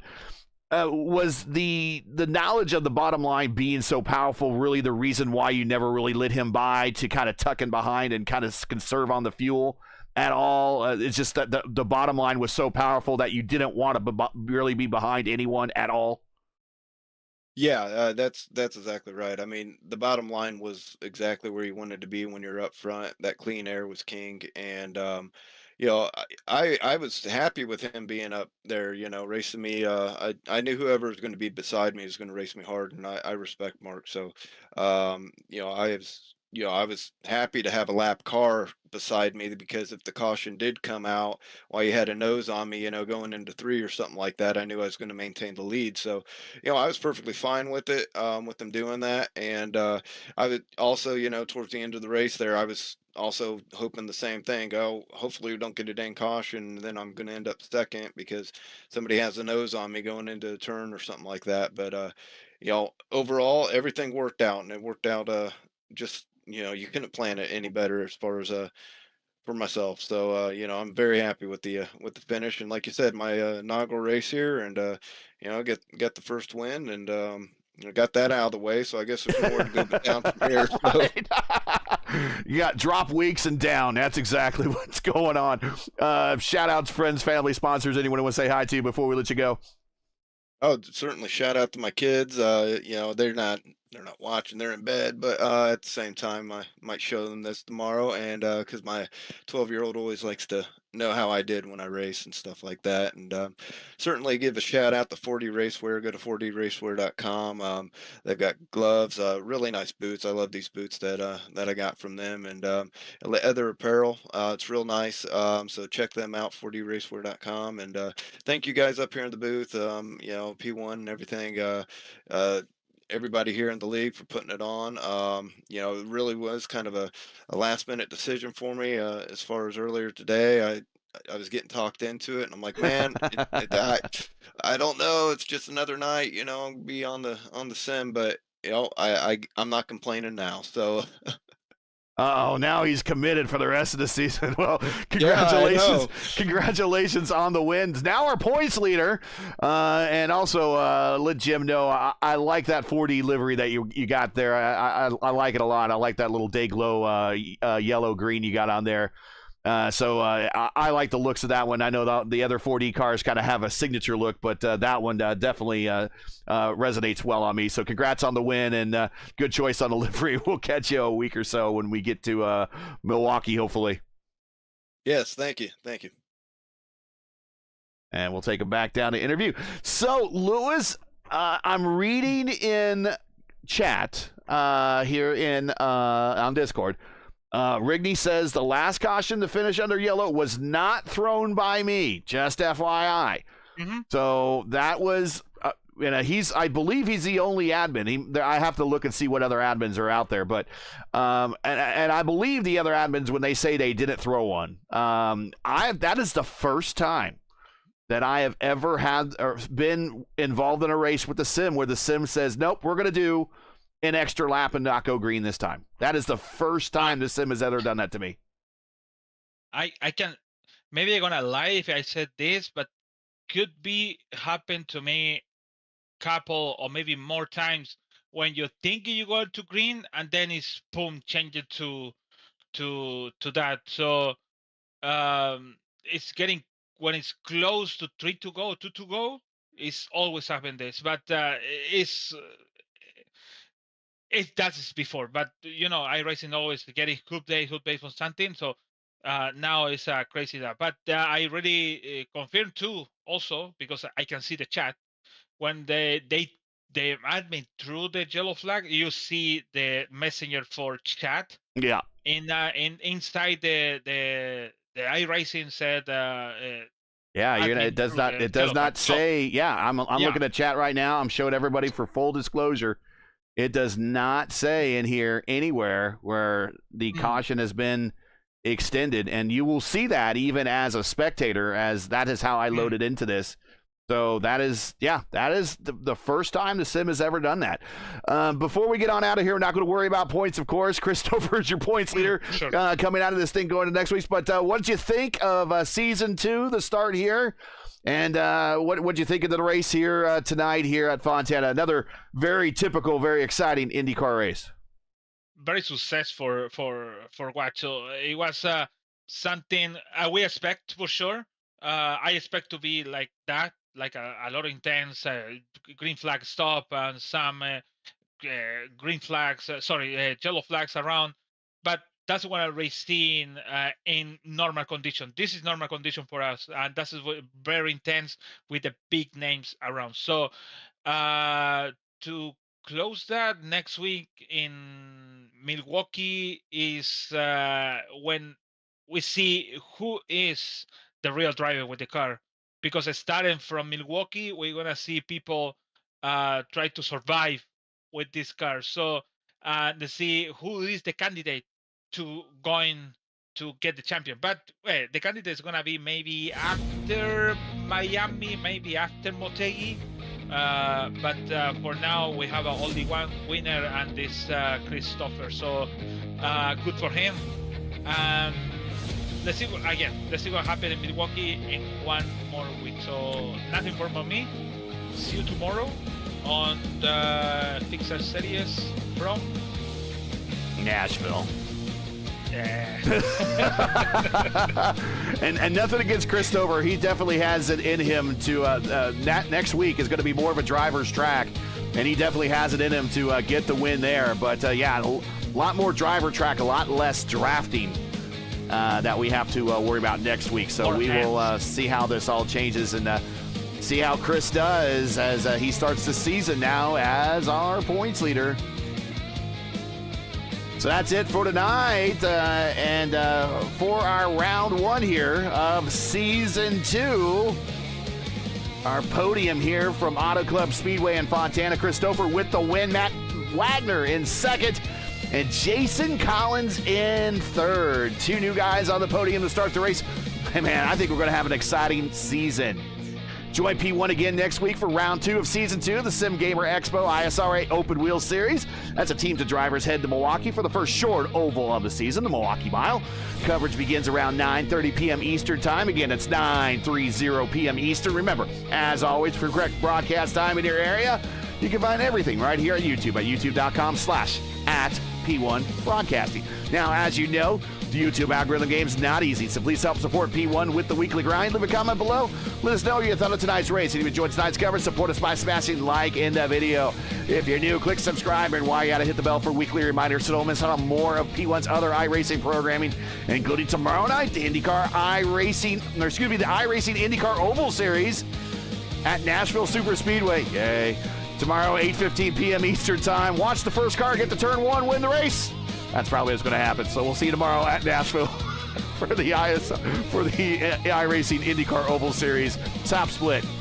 ISRA Open Wheel Series is brought to you by the Sim Gamer Expo. Get ready for the ultimate simulation and simulation gaming experience. The Sim Gaming Expo is bringing all genres of simulation and gaming technology under one roof. Join us September 5th and 7th through 7th in Chicagoland at Schaumburg Convention Center to try out the latest gear for the biggest brands in the industry. Meet your favorite streamers and celebrate your passion for simulation with our incredible community. Don't miss out. To learn more today or get your tickets now, go to simgamingexpo.com and be a part of sim gaming history today. Track cams for this race are provided by Whiplash Sim Cams. Get the most out of your iRacing experience with Whiplash Sim Cams. To learn more about Whiplash, like them on Facebook or follow them on X and Instagram. The links are in the description. So for Luis Gonzalez Nunez, everyone here at P1 Sim Gaming Expo and ISRA, I'm Gary Gatto saying to all good night and thanks for watching. Until all of our men and women serving in the military and its first responders, Godspeed, God bless, and come home safe. Catch us again right here next week in Milwaukee for the next race of the Sim Gamer Expo ISRA Open Wheel Series. Good night, everybody.